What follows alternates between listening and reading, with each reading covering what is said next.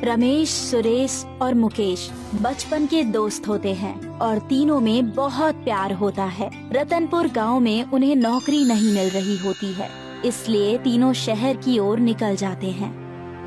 4 दिनों तक लगातार बारिश होने से बहुत से लोगों का बहुत नुकसान हो गया है। मेरे पास तो जो बचे खुचे पैसे थे वो भी खत्म हो गए। शहर जाकर कोई नौकरी मिल जाए तो ये गुजारा चले। हाँ भाई, मेरा भी कुछ ऐसा ही हाल है। उस बारिश में तो हमारे घर की फसल भी बर्बाद हो गई। अब घर पर खाने की भी किल्लत होगी। बारिश में तो मेरा आधा घर ही ढह गया। मेरे माता पिता इस इंतजार में हैं कि मैं शहर से कुछ पैसे कमा कर लाऊंगा तो घर को वापस से बनवा लूंगा। वो तीनों चलते चलते एक नदी के सामने पहुंच जाते हैं। उस नदी के ऊपर एक पुल बना था, पर बारिश ज्यादा होने के कारण पुल टूट गया था। अरे भाई, ये पुल तो टूट गया है। शहर तो नदी के उस पार है। अब हम नदी कैसे पार करेंगे? हाँ, यहाँ तो कोई नाव भी नजर नहीं आ रही और हमारा शहर जाना भी जरूरी है। अब हम क्या करें? क्या हमें तैर कर नदी पार करनी होगी? मुझे तो कोई और रास्ता नहीं दिखता। लगता है हमें तैर कर ही नदी पार करनी होगी, पर बारिश के कारण नदी में पानी भी बहुत ज्यादा है, इसीलिए हमें बहुत सावधानी बरतनी होगी। रमेश, सुरेश और मुकेश उस नदी में कूद जाते हैं। नदी में पानी बहुत ज्यादा होता है, इस वजह से उन्हें बहुत परेशानी होती है और जान का खतरा होता है। बड़ी मुश्किल से वो तीनों दूसरे छोर तक पहुंचते हैं। वहां पहुंचते ही सुरेश के हाथ में एक चिराग होता है। सुरेश, ये तेरे हाथ में क्या है? तुझे ये नदी में मिला क्या? हाँ यार, तैरते वक्त ये चीज मुझसे टकराई तो मैं इसे लेकर आ गया। ये देखने में तो किसी चिराग की तरह लग रहा है। क्या हम इसे बेचकर पैसे कमा सकते हैं? ये तो अलादीन के चिराग की तरह लग रहा है। सुरेश, रगड़ के देख, शायद इससे जिन बाहर आ जाए। सुरेश उस चिराग को रगड़ता है और उसके अंदर से सच में एक जिन बाहर आ जाता है, जिसको देखते ही सुरेश, मुकेश और रमेश के होश उड़ जाते हैं। जिसने मुझे बाहर निकाला उसका भला हो। इतने दिनों से उस नदी में मुझे बहुत ठंड लग रही थी और बाहर निकलने का जी कर रहा था, पर कोई मिल नहीं रहा था। हुकुम मेरे आका, मैं आपकी क्या सेवा करूं? सुरेश, मुकेश और रमेश एक दूसरे को देखते हैं और फिर जिन की तरफ अविश्वासी आंखों से देखते हैं। अरे आप लोग बस मुझे देखते रहेंगे कि कुछ कहेंगे भी? हुकुम करिए, आपका हुकुम मेरे सिर आंखों पर। तुम हमारे लिए क्या क्या कर सकते हो? जो आप बोलेंगे वो सब कुछ, पर हाँ, कोई गलत काम नहीं करता मैं। हम सब शहर जाकर पैसे कमाना चाहते हैं, क्या तुम उसमें हमारी मदद कर सकते हो? हाँ, मैं कर सकता हूँ। मैं पैसे कमाने में आप लोगों की मदद कर सकता हूँ। अच्छा, लेकिन कैसे? आप तीनों शहर जाकर होटल खोल लो। मुझे जादुई तंदूरी रोटी बनानी आती है। होटल में मैं जादुई तंदूरी रोटी बनाऊंगा और आप तीनों बेचना। फिर देखना, आपके पास पैसा ही पैसा होगा। पर हम होटल खोलेंगे कैसे? हमारे पास इतने पैसे नहीं हैं। हमें उधार लेना पड़ेगा। फिर जब हमारे पास पैसे वापस आएंगे तब हम उधार के पैसे चुका देंगे। रमेश, सुरेश और मुकेश जिन को लेकर शहर पहुंच जाते हैं। वहां पर उधार के पैसे से एक होटल खोलते हैं। उस होटल का नाम जिन खाना रखते हैं और उसकी स्पेशलिटी तंदूरी रोटी होती है। जिन जो तंदूरी रोटी बनाता वो बहुत ही स्वादिष्ट होती और लोगों को बहुत पसंद आती। कुछ ही दिनों में उनका होटल बहुत तरक्की कर लेता है और उनकी अच्छी कमाई होने लगती है। उनके होटल पर तंदूरी रोटी खाने के लिए लोगों की भीड़ लगने लगती है। जिन, तुमने तो हमारी जिंदगी बदल दी। तुम्हारी जादुई तंदूरी रोटी तो लोगों को बहुत पसंद आई। तंदूरी रोटी में अलग ही जादू है। हम तुम्हारा एहसान कभी नहीं भूलेंगे। क्या तुम हमें अपनी तंदूरी रोटी का राज बता सकते हो? मेरे आका, ये हम जिन्न लोगों की सीक्रेट रेसिपी है। ये हम आप लोगों को नहीं बता सकते, पर मैं हमेशा आपको ये बनाकर देता रहूंगा और आपका ये होटल हमेशा अच्छे से चलता रहेगा। होटल चलते हुए 1 साल हो जाता है। रमेश, सुरेश और मुकेश के होटल के सामने बहुत पहले से ही एक धीरज का होटल था। उसके मालिक का नाम धीरज था। पहले धीरज का होटल अच्छा चलता था, लेकिन जब से रमेश, सुरेश और मुकेश ने अपना तंदूरी रोटी स्पेशल होटल खोला, तब से धीरज का होटल चलना बंद हो गया। धीरज को इस बात का बहुत आश्चर्य होता था कि आखिर वो लोग ऐसा क्या बनाते हैं कि उनके होटल में इतनी भीड़ होती है। बस अब बहुत हो गया, हमारा धंधा तो बंद होने की कगार पर आ गया है। जब से इन लोगों ने स्पेशल तंदूरी रोटी बेचनी शुरू की है तब से हमारा तो काम ही नहीं चल रहा। आखिर ये लोग ऐसा क्या स्पेशल बनाते हैं कि इनकी तंदूरी रोटी इतनी बिकती है और लोगों को इतनी पसंद है। अब मैं ये राज पता लगा कर रहूंगा। धीरज रमेश, सुरेश और मुकेश का सीक्रेट पता करने पीछे लग जाता है। वो एक दिन सुबह सुबह उनके किचन में चुपके से घुस जाता है और वहीं बैठ जाता है। वो देखता है कि जिन अपने चिराग से निकलता है और तंदूरी रोटी बनाने लगता है। अच्छा, तो ये राज है। अब मैं बताता हूँ इन लोगों को। इनका जादुई जिन्न ही मैं चुरा लूंगा, फिर वो मेरा हुक्म मानेगा और मैं भी बहुत अमीर बन जाऊंगा। धीरज रात में रमेश, मुकेश और सुरेश के होटल में घुसता है और जिन का चिराग उठाकर अपने होटल में ले जाता है। अब आएगा ना मजा। धीरज चिराग को जोर से रगड़ता है पर उसमें से जिन निकलने की जगह चिंगारी निकलती है और उसका होटल जलने लगता है।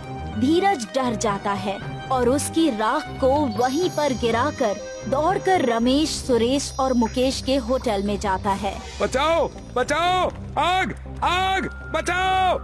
रमेश, सुरेश और मुकेश उठकर आते हैं और धीरज के होटल में पानी मारने लगते हैं, पर उस पानी से होटल की आग बुझने का नाम ही नहीं ले रही होती। मुकेश धीरज से कहता है, अरे भाई धीरज, किस चीज से ऐसी आग लग गई है जो बुझने का नाम ही नहीं ले रही? आग तो देखने में बड़ी अजीब लग रही है। धीरज के पास अब सच बोलने के सिवा और कोई रास्ता नहीं बचता। वो तीनों को सारी बातें सच सच बता देता है कि उसने उन लोगों का चिराग चोरी कर लिया था। वो तीनों ये बात समझ जाते हैं कि जिन नाराज हो गया है, इसलिए धीरज के होटल को जला रहा है।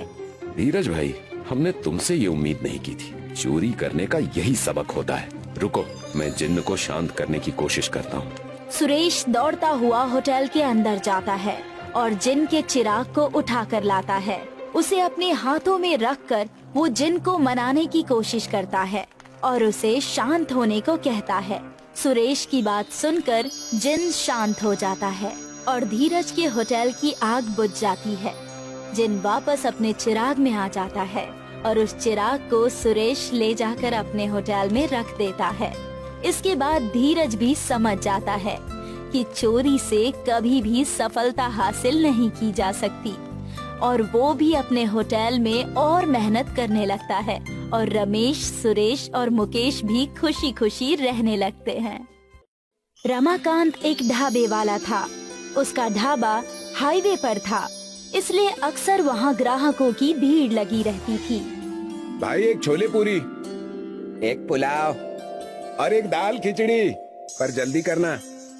आप बैठिए, अभी भेजता हूँ।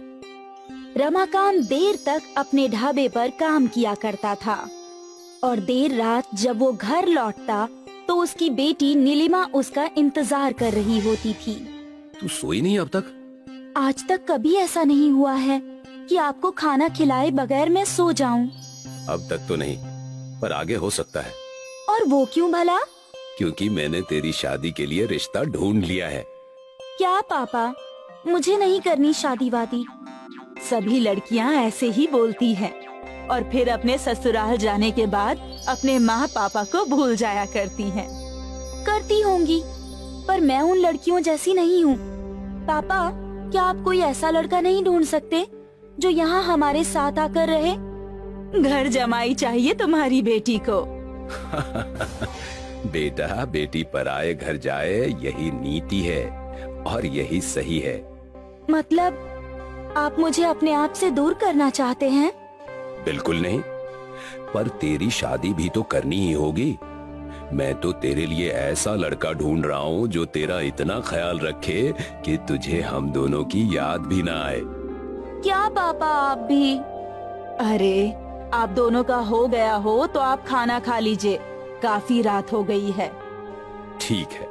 रमाकांत अपनी बेटी से बहुत प्यार करता था, पर ये भी सच था कि बहुत जल्दी उसकी बिटिया पराई होने वाली थी और अब रमाकांत और भी ज्यादा समय तक ढाबे पर काम करने लगा। क्या हुआ मालिक, आज इतनी देर हो गई, हमने ढाबा बंद नहीं किया। देर तो हो गई है, सोच रहा हूँ कुछ और ग्राहकों का पेट भर दूं।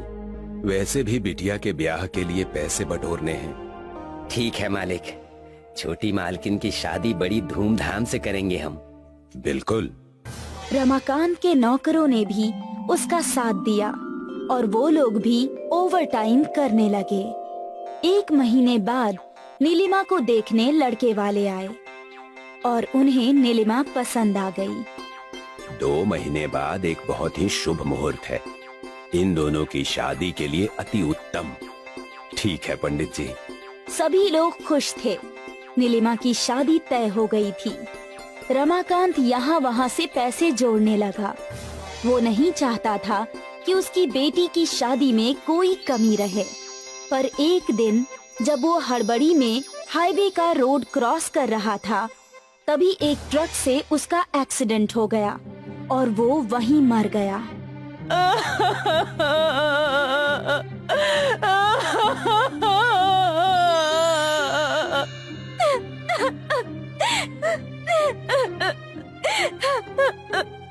जिस घर में डोली उठने वाली थी, उस घर में पिता की अर्थी उठी।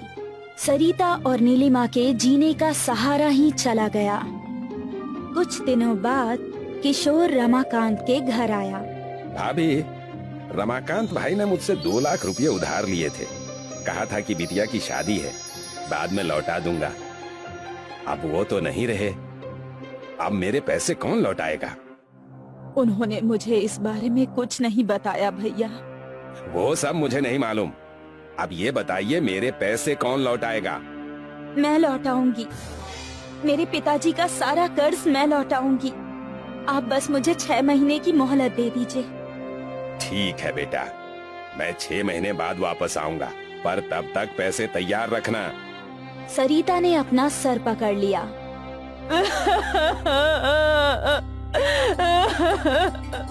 माँ, तुम चिंता मत करो, सब ठीक हो जाएगा। पर ये कर्ज कैसे उतारेंगे? काम करके मैं पिताजी का ढाबा चलाऊंगी। पर बेटा, तू कैसे ये सब करेगी? कर लूंगी माँ, पिताजी है ना मेरे साथ। और अगले ही दिन नीलिमा ढाबे पर चली गई। काका, आज से मैं ढाबा संभालूंगी। ठीक है बेटा, तुम्हारे पिताजी के हम पर बहुत एहसान है। हम सब तुम्हारा साथ देंगे। आपसे यही उम्मीद थी। ढाबे पर गाड़ियां रुकने लगी और लोग खाना खाने आने लगे। नीलिमा सबका ऑर्डर और पैसे लिया करती थी। सुबह से रात तक वो ढाबा संभाल रही थी। ढाबा बंद करने के समय नीलिमा ने हिसाब जोड़ा। आज तो बस 3000 का ही गल्ला हुआ है, जिसमें बस 1500 का मुनाफा। ऐसा चलता रहा तो मैं किशोर काका का उधार कैसे चुकता करूंगी? हे भगवान, मेरी मदद कीजिए। अगले कई दिनों तक नीलिमा सुबह से रात तक काम करती थी, पर जो मुनाफा वो कमा रही थी वो कम ही था। वो बिल्कुल भी संतुष्ट नहीं थी। कई दिन बीत गए। एक रात सारे नौकर चले गए और नीलिमा ढाबा बंद कर रही थी। तभी एक बूढ़ा साधु उसके पास आया। बेटा, 2 दिनों से भूखा हूँ, कुछ खाने को हो तो दे दो। आइए, बैठिए। पर बेटा, मेरे पास तुझे देने के लिए पैसे नहीं हैं। कोई बात नहीं। नीलिमा किचन में गई तो वहाँ सब्जी थी पर रोटी नहीं थी। नीलिमा ने देखा कि रुमाली रोटी का आटा रखा था। उसने तुरंत चूल्हा जलाया और मटके पर 2 मटका रोटी बनाई और सब्जी के साथ उस साधु को परोस दी। वो साधु बहुत भूखा था। खाना देखते ही खाने लगा। जब उसका खाना खत्म हुआ तो उसने हाथ धोए। धन्यवाद बेटी, तुमने एक भूखे का पेट भरा है। भगवान तुम्हारा हमेशा भला करेंगे। मैं भगवान से तुम्हारे लिए प्रार्थना करूंगा। मेरे लिए नहीं, मेरे पिताजी के लिए प्रार्थना कीजिएगा। वो अब इस दुनिया में नहीं है। पल भर में उस साधु ने नीलिमा का अतीत जान लिया। तू बहुत ही साहसी है बेटा, और तेरे इस संघर्ष में मैं तेरी मदद करूंगा। जिस मटके पे तूने ये रोटी बनाई है, आज से वो मटका जादुई बन जाएगा। जो भी उस मटके पर बनी रोटी खाएगा वो अपने आप को दूसरी खाने से रोक नहीं पाएगा और तू दिन दुगनी रात चौगुनी तरक्की करेगी। नीलिमा ने उस साधु का आशीर्वाद लिया और फिर वो साधु चला गया और नीलिमा ढाबा बंद करके अपने घर चली गई। अगली सुबह नीलिमा ने ढाबा खोला और रोज की तरह ग्राहक आ गए। एक ग्राहक ने मटका रोटी ऑर्डर की। एक और मटका रोटी। उसने दूसरी भी खा ली। एक और देना। अरे भाई, तू ये तीसरी मटका रोटी मंगवा रहा है? क्या करूं, इतनी स्वादिष्ट मटका रोटी मैंने अपनी जिंदगी में कभी नहीं खाई। तू भी चक्कर देख। फिर क्या था, जिसने भी मटका रोटी खाई सब बार बार ऑर्डर करने लगे। दिन भर मटके पर रोटियां बन रही थी। रात में जब नीलिमा ने पैसे गिने तो वो हैरान थी। एक ही दिन में उसकी कमाई 10 गुना बढ़ गई थी। आज का मुनाफा 15,000। वो खुशी खुशी घर गई और अपनी माँ को सब कुछ बताया। बेटा, पर ऐसा कैसे? माँ, ये सब साधु बाबा का आशीर्वाद है। उनके आशीर्वाद से वो मटका जादुई मटका बन गया है। अब जल्दी ही पापा का कर्ज चुकता हो जाएगा। भगवान का लाख लाख शुक्रिया। अब नीलिमा खुश थी। वो खुशी खुशी ढाबे पर काम कर रही थी। 1 महीने बाद किशोर नीलिमा के ढाबे पर आया। बेटा, तुझे याद है ना, 1 महीना हो गया। जी काका, याद है। नीलिमा ने गल्ला से 2 लाख रुपए निकाले और किशोर को दे दिए। ये रहे आपके पैसे। इतनी जल्दी? बेटा, तूने इतनी जल्दी इतने सारे पैसे कहाँ से कमाए? भगवान की कृपा से। नीलिमा ने किशोर के कान में जादुई मटके का राज बताया। बस तब से ढाबा चल पड़ा है और आमदनी भी बढ़ गई है। अच्छी बात है। तू ऐसे ही तरक्की करती रह। मेरा आशीर्वाद हमेशा तेरे साथ रहेगा। किशोर नीलिमा को आशीर्वाद देकर चला गया, पर उसके मन में पाप था। रात को जब ढाबा बंद हुआ तो किशोर उस जादुई मटके को चुराने ढाबे में आया, पर जैसे ही उसने मटके को हाथ लगाया, मटका गर्म होने लगा। मटका इतना गर्म हो गया कि वो लाल हो गया और किशोर के हाथ जल गए। मेरे हाथ, मेरे हाथ। किशोर को अपने लालच की सजा मिली। उसको जादुई मटका रोटी वाला मटका भी नहीं मिला और उसके दोनों हाथ भी जल गए। इसलिए कहते हैं कि लालच बुरी बला है। नारायणपुर नाम का एक गांव था। वहाँ महेंद्र अपने छोटे भाई देवेंद्र के साथ रहा करता था। देवेंद्र हमेशा से ही अपने परिवार के साथ शहर में रहने के कारण गांव बस गर्मी की छुट्टियों में ही आया करता था। महेंद्र का परिवार गांव का सुखी परिवार था। न ज्यादा धन की लालच और न ज्यादा दिखावा, हमेशा खुश रहने की कोशिश करता। लेकिन देवेंद्र का परिवार, जो कि शहर से आया हुआ था, उनके बच्चे हमेशा ही कुछ न कुछ नाटक किया करते थे। मैंने कहा ना तुमसे, हम आज घर पर बनाकर ही खाना खाएंगे। ज्यादा जिद मत करो। लेकिन पापा, मुझे ये खिचड़ी विचड़ी कुछ नहीं खाना, मुझे चाइनीज खाना है। अब मैं यहाँ से चाइनीज कहाँ से लाऊं? मैं खुद बासी चावल खा रहा हूँ। मैं अब और मेरे बच्चे को इस हालत में नहीं देख सकता। देवेंद्र अपनी समस्या लेकर अपने बड़े भाई के पास जाता है, जो उस वक्त कोयले के खदान में काम कर रहा होता है। भैया, मुझे आपसे जरूरी बात करनी है। तुम यहाँ, तुम्हें तो घर पर होना चाहिए था ना। मैं और मेरा परिवार खाना खाने के लिए भी तड़प रहा है। आप बड़े भाई होकर भी कुछ करते नहीं। अगर ऐसा ही चलता रहा तो मैं फिर से शहर चला जाऊंगा। तुम सबके सामने यहाँ मेरा तमाशा बनाने आए हो। ये बातें तो घर पर भी हो सकती थी ना। महेंद्र थका हारा अपना काम करने के बाद देवेंद्र के साथ घर चला जाता है और वहाँ जाकर देखता है कि देवेंद्र की पत्नी महिमा महेंद्र की पत्नी रूपा से झगड़ रही है। आप बड़े होने के लायक नहीं हैं। आज तक कोई भी बड़े होने का फर्ज नहीं निभाया है आपने, जो इतना कह रही हैं। अरे जा जा कलमुही, न जाने शहर जाकर क्या खा लिया जो गांव भूल ही गई हो। आपसे तो बात ही करना बेकार है। क्यों लड़ रही हो भाग्यवान? चलो हम अपने घर के अंदर चले। महेंद्र रूपा के साथ अपने घर चला जाता है और वहाँ जाकर देखता है कि रूपा ने मसालेदार चटपटा खाना बनाकर रखा है। अरे वाह रूपा, तुमने तो आज स्वादिष्ट खाना बनाकर रखा है। फिर देवेंद्र किस बात से लड़ रहा था? खाना तो बहुत बढ़िया बना है। अब मैं क्या बताऊं जी, देसी चिड़िया विदेशी भाषा। घर में लाख अच्छी चीज हो, पर उसे और उसके बच्चों को तो बाहर का ही खाना खाना है। एक तरफ महेंद्र गांव के घर में बने स्वादिष्ट पकवान खा रहा था। देवेंद्र की पत्नी अपने बच्चों को मैगी बनाकर खिला रही थी। एक रात बीत चुकी थी।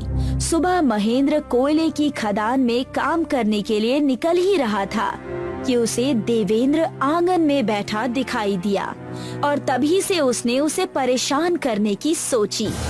रूपा, कल रात का खाना लाजवाब था। सोच रहा हूँ कि एक छोटा सा ठेला खोल लूं, जहाँ तुम्हारे हाथ का बना खाना सब खा सके, एकदम स्वादिष्ट और मसालेदार। अरे जाइए, बड़े आए, जाकर मजदूरी कीजिए। अब भाई रात का खाना अच्छा खाया है तो जाकर मजदूरी भी मेहनत वाली होगी। उतने में ही वहाँ पर डाकिया एक चिट्ठी लेकर आया। ये चिट्ठी देवेंद्र के नाम से है। देवेंद्र कौन है? जी मैं हूँ, कहिए क्या बात है? ये चिट्ठी आपके कंपनी से आई है, शहर से। ये लीजिए, जरूर मेरे तरक्की का पत्र होगा, मजा आएगा। डाकिया चिट्ठी देकर वहाँ से चला जाता है। तब देवेंद्र चिट्ठी पढ़ता है और रोने लगता है। क्या हुआ छोटे, इतना रो क्यों रहे हो?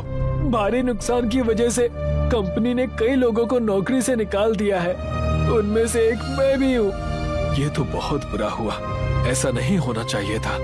देवेंद्र को रोता हुआ देख उसकी पत्नी महिमा वहाँ पर आ जाती है।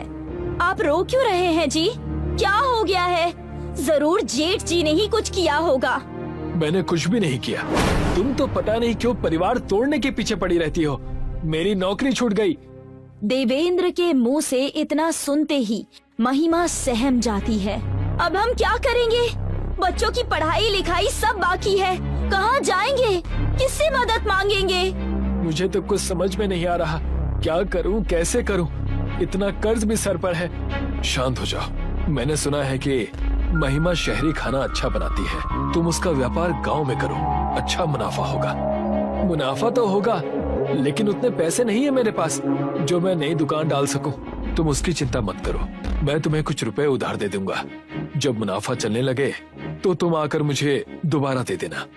देवेंद्र महेंद्र से कुछ पैसे उधार ले लेता है।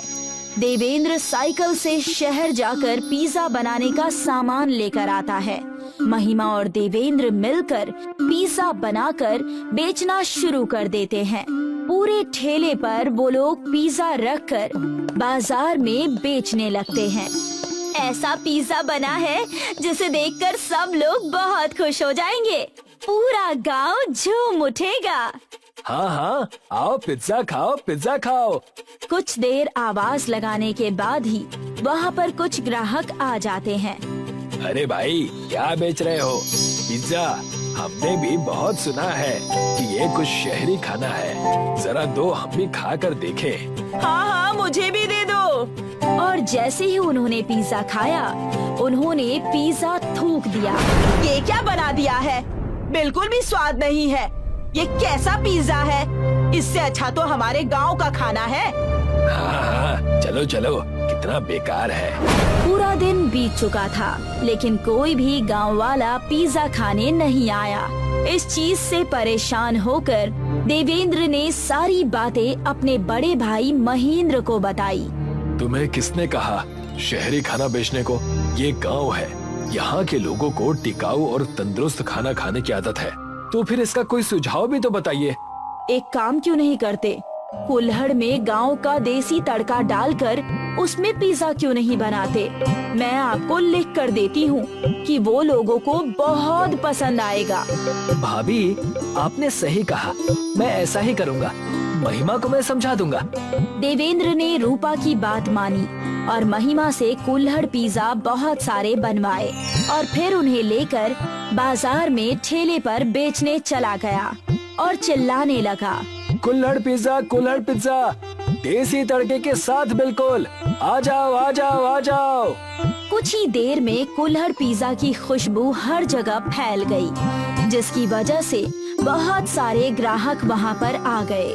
जरा हमें भी बताओ कुल्हड़ पिज्जा क्या है, जरा मैं भी तो खाकर देखूं।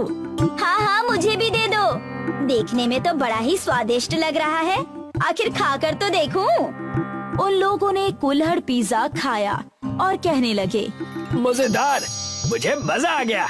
मैंने शायद ही ऐसा कुछ जीवन में खाया है, अद्भुत।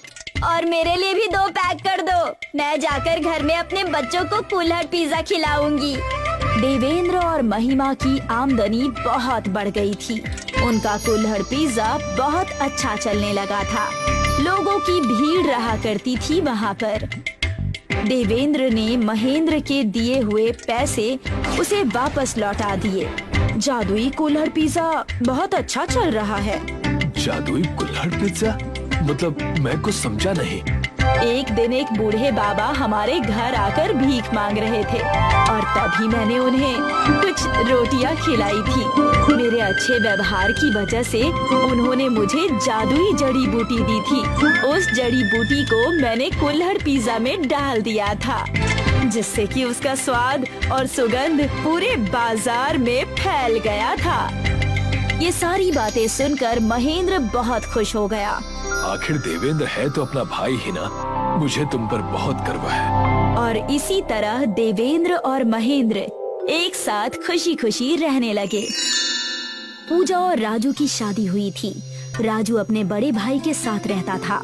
पूजा की जेठानी का नाम निशा था। निशा को अपने बड़े होने का बहुत घमंड था। वो पूजा से आए दिन काम करवाती रहती थी। पूजा सीधी सादी लड़की थी। वो अपनी जेठानी को ही सास समझकर उसकी हर बात माना करती थी। पूजा, मैं मंदिर जा रही हूँ, घर का सारा काम कर लेना और जब मैं आऊँ तो घर में कोई काम छूटा नहीं होना चाहिए। दीदी, आप बेफिक्र होकर मंदिर जाइए, मैं यहाँ के सारे काम संभाल लूंगी। पता है कैसे काम संभाल लेगी? मंदिर से आकर मुझे ही सारे काम करने पड़ेंगे।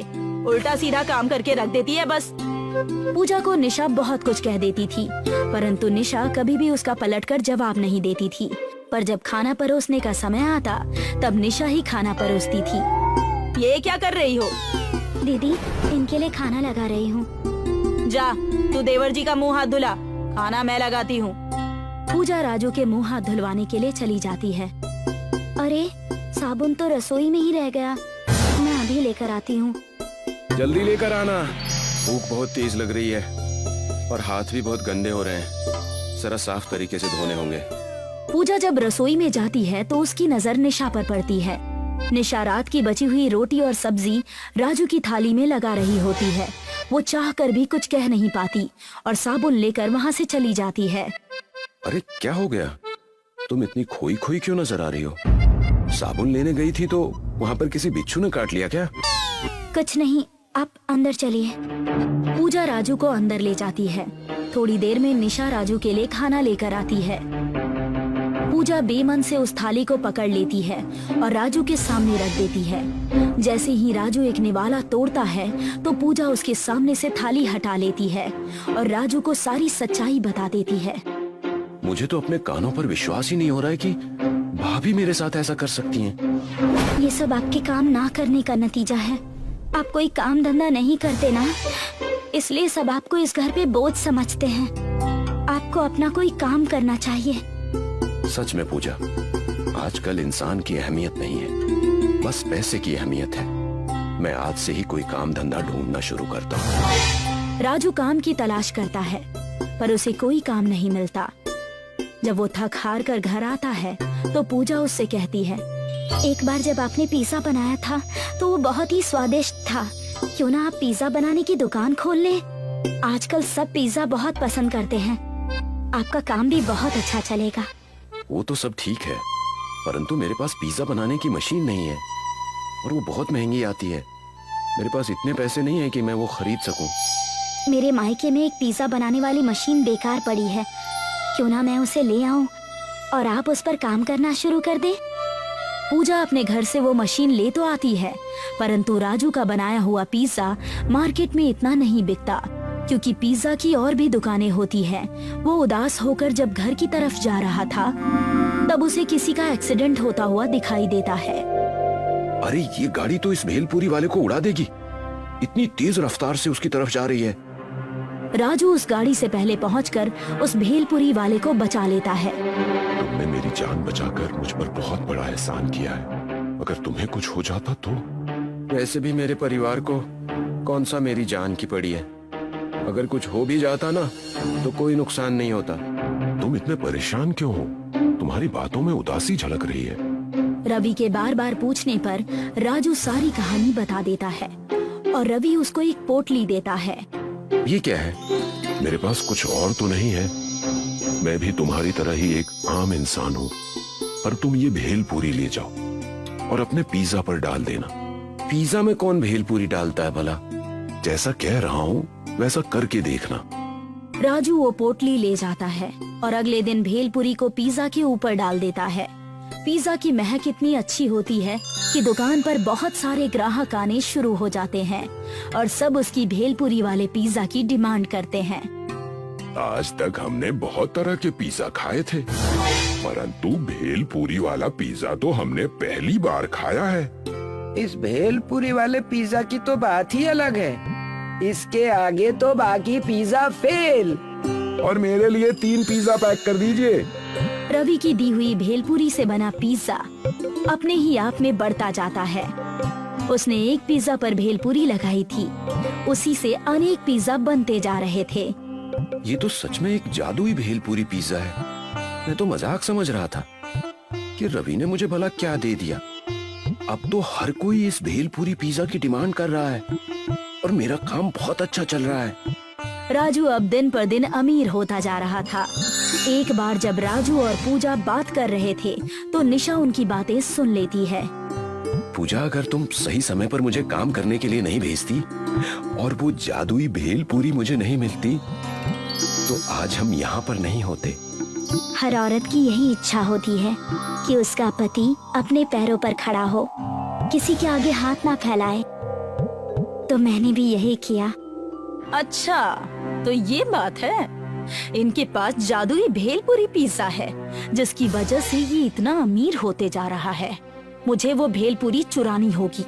मैं इन्हें अमीर होते हुए नहीं देख सकती। जब राजू और पूजा सो जाते हैं तो रात के अंधेरे में निशा वो जादुई भेलपुरी पिज्जा चुराने के लिए उनके घर आ जाती है और उस पिज्जा को ढूंढ लेती है। अब इन्हें तबाह होने से कोई नहीं बचा सकता। अब ये जादुई भेलपुरी पिज्जा मेरे हाथ लग गया है। वो जादुई भेलपुरी पिज्जा को जैसे ही हाथ लगाती है तो वो एक विशाल रूप धारण कर लेता है और निशा से लिपट जाता है और उसको कसता चला जाता है। अरे, मेरा दम घुट रहा है। मुझे माफ कर दो। मैं तुम्हें हाथ तक नहीं लगाऊंगी। मैंने लालच में आकर तुम्हें पाना चाहा। मुझे माफ कर दो। मुझे माफ कर दो। निशा जैसे तैसे उस जादुई पिज्जा से जान छुड़ाकर वहाँ से भाग जाती है। वहीं राजू और पूजा उस जादुई भेलपुरी पिज्जा की मदद से लोगों को फ्री में पिज्जा खिलाते हैं और लोगों की मदद करते हैं। वो बहुत से गरीबों के लिए अस्पताल तथा अनाथ आश्रम खोलते हैं। एक कॉलेज के बाहर पप्पू का एक स्नैक का सेंटर था। वो अपने स्नैक सेंटर पर पिज्जा भी बेचता था और मैगी भी। एक मैगी देना भाई। हाँ, अभी देता हूँ। एक वेजिटेबल पिज्जा देना। एक्स्ट्रा चीज? हाँ, एक्स्ट्रा चीज। वैसे तो पप्पू का स्नैक सेंटर ठीक ठाक चल रहा था, पर क्योंकि वो एक कॉलेज था तो वहाँ आसपास कई और स्नैक सेंटर थे। पप्पू हमेशा सोचा करता था कि कैसे वो अपना धंधा बढ़ाए। एक दिन उसका एक दोस्त उसकी दुकान पर आया। अरे पप्पू भैया, तनिक हमको एक पिज्जा खिलाओ। हाँ हाँ, अभी लो। हमको कोनो आम पिज्जा नहीं चाहिए। तो कैसा पिज्जा चाहिए तुमको? हमें अपने पिज्जा में सब कुछ चाहिए, सब्जी, पनीर और मैगी भी। क्या पिज्जा पे मैगी? हाँ हाँ, तुम तो हमको जानते हो। हमको मैगी भी खाना है और पिज्जा भी खाना है। पर पिज्जा पर मैगी कैसा लगेगा? बहुत अच्छा लगेगा। आप बनाकर तो देखिए। विक्रम की बात सुनकर पप्पू ने पिज्जा मैगी बनाना शुरू किया। उसने पिज्जा के बेस के ऊपर मैगी डाली और उस पर ढेर सारी टॉपिंग्स और चीज डाला। अब ये हुई ना बात। पप्पू ने ये मैगी पिज्जा ओवन में डाला और दोनों इंतजार करने लगे पिज्जा के पकने का। मैगी पिज्जा की खुशबू तो मस्त आ रही थी। वाह, क्या खुशबू है। पप्पू ने कुछ देर बाद वो पिज्जा बाहर निकाला।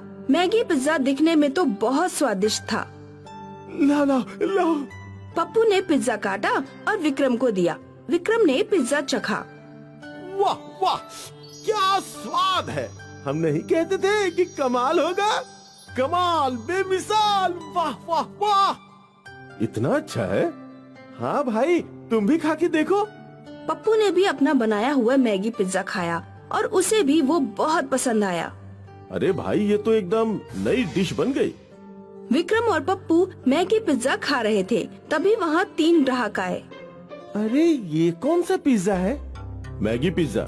मैगी पिज्जा, हमें भी एक मैगी पिज्जा देना। पप्पू ने एक और मैगी पिज्जा बनाने रख दिया। जब वो बना रहा था तब कुछ और ग्राहक आए। उन्होंने भी मैगी पिज्जा का ऑर्डर दे दिया। पप्पू एक के बाद एक मैगी पिज्जा बनाने लगा। वो पिज्जा बनाता और ओवन में डालता और फिर काट कर ग्राहकों को दिया करता था। ये तो मस्त है, मजा आ गया। पप्पू भैया बहुत स्वादिष्ट है। धन्यवाद। अरे पप्पू भैया, आइडिया तो हमारा था ना। हाँ हाँ भाई, तुम्हारा ही आइडिया था। थैंक यू मेरे दोस्त। पप्पू ने विक्रम को गले लगाया। उस दिन से पप्पू का मैगी पिज्जा काफी बिकने लगा। पप्पू खुश था। एक मैगी पिज्जा, एक मैगी पिज्जा। मैगी पिज्जा के लिए पप्पू के स्नैक सेंटर पर भीड़ लगी रहती थी। कुछ दिनों बाद पप्पू ने इतने पैसे कमा लिए कि उसने पिज्जा सेंटर को बड़ा बना दिया। वाह भैया, इतना बड़ा पिज्जा पार्लर। हाँ भाई, ये सब तेरी देन है। उस दिन तेरे मैगी पिज्जा के आइडिया ने तो कमाल कर दिया। Thank you. वेलकम भाई, वेलकम। पर मुझे हमेशा फ्री में पिज्जा खिलाना होगा। हाँ हाँ, तू फिक्र मत कर। पप्पू का बड़ा पिज्जा पार्लर खुल गया। अब ग्राहक अंदर बैठकर खाते थे। सब कुछ ठीक था। पर पप्पू के बगल में एक स्टॉल था, विनोद का। विनोद सालों से फ्रेंकी और पिज्जा बेच रहा था। ये कल का लौंडा हमारे पीछे आया, इसने इतना बड़ा पिज्जा पार्लर डाल दिया। बॉस, उसका मैगी पिज्जा का आइडिया हिट हो गया। हाँ, पर उस मैगी पिज्जा में ऐसा है क्या? कुछ खास तो नहीं है। तो हम भी बनाते हैं मैगी पिज्जा और उसे कम दाम में बेचेंगे। ये हुई ना बात बॉस। हाँ, अब मजा आएगा। विनोद ने कम दाम में मैगी पिज्जा बेचने का आइडिया निकाला। वहाँ पप्पू के पिज्जा पार्लर में मैगी पिज्जा 100 रुपए का था। हम 80 रुपए में मैगी पिज्जा बेचेंगे। उस दिन विनोद ने अपने स्टॉल के बाहर पोस्टर लगाया, मैगी पिज्जा 80 रुपए में। और कम दाम देखकर यंगस्टर्स विनोद की स्टॉल में आए। एक मैगी पिज्जा देना। मुझे भी मैगी पिज्जा देना। अब सारे यंगस्टर्स मैगी पिज्जा खाने विनोद के स्टॉल पर जाने लगे। ये हुई ना बात छोटू, अब हम पूरा मार्केट खा जाएंगे। पप्पू के स्नैक शॉप पे धीरे धीरे भीड़ कम होने लगी थी और अब पप्पू को चिंता सताने लगी थी कि वो क्या करेगा। मैं भी दाम कम करके देखता हूँ। उसी दिन पप्पू ने भी नया बोर्ड लगाया, मैगी पिज्जा 70 रुपए। विनोद ने पप्पू का बोर्ड देखा। 70 रुपए, अब देख। विनोद ने 50 रुपए का दाम लगा दिया और एक बार फिर ग्राहक विनोद के ठेले पर जाने लगे। अब पप्पू परेशान हो गया। 50 रुपए से कम दाम कैसे रखूं? मेरा नुकसान हो जाएगा। पप्पू सोच ही रहा था कि तभी तेज हवा बहने लगी। हवा ने आकार लिया एक औरत का। पप्पू, मैं तुम्हारी कुलदेवी हूँ। मैं यहाँ तुम्हारी सहायता करने आई हूँ। आज से तुम जो भी मैगी पिज्जा बनाओगे वो विशाल बन जाएगा। उससे तुम्हारा अच्छा खासा मुनाफा होगा। इस मुनाफे का एक भाग तुम गरीबों में दान करना। तुम्हारा कल्याण हो। पप्पू की कुलदेवी ने उसके पिज्जा ओवन पर कुछ जादू किया और वो गायब हो गयी। पप्पू को समझ नहीं आ रहा था कि ये क्या हुआ। कुछ देर बाद उसके पार्लर में एक कस्टमर आई। भैया, एक मैगी पिज्जा देना। पप्पू ने हमेशा की तरह मैगी पिज्जा बनाया और ओवन में डाला। ओवन में डालते ही पिज्जा का आकार बढ़ने लगा। वो पिज्जा ओवन के जितना बड़ा हो गया। पप्पू और वो लड़की दोनों हक्के बक्के रह गए। ये क्या जादू है? जादुई मैगी पिज्जा। पप्पू ने वो बड़ा सा पिज्जा बाहर निकाला और उसके टुकड़े किए। मुझे तो बस एक ही स्लाइस चाहिए। फिर पप्पू ने एक एक करके सारे स्लाइस अलग अलग ग्राहकों को बेच दिए। पप्पू के जादुई मैगी पिज्जा की बात आग की तरह फैल गई और फिर ग्राहकों की भीड़ लग गई। एक पिज्जा का स्लाइस कितने का? 30 रुपए। पप्पू एक पिज्जा के 6 स्लाइस करके अच्छा खासा कमाने लगा। रात को उससे कुलदेवी की बात याद आई। इसकी कमाई का एक हिस्सा मुझे दान करना है। तो पप्पू ने एक हिस्सा अलग किया और वो पैसे लेकर वो मंदिर के पास गया। उस पैसों से उसने खाना खरीदा और गरीबों को खिलाया। भगवान तेरा भला करे बेटा। और ऐसे ये नेकी का सिलसिला चलता रहा। पप्पू जादुई मैगी पिज्जा बेचकर अच्छे पैसे कमाता और उसमें से एक हिस्सा गरीबों को दान करता। और वहाँ विनोद अपने बाल नोचता रह गया। उसे समझ ही नहीं आ रहा था कि पप्पू का पिज्जा अपने आप बड़ा कैसे हो रहा है। जादू का वरदान पप्पू को मिला क्योंकि वो अच्छा था और उस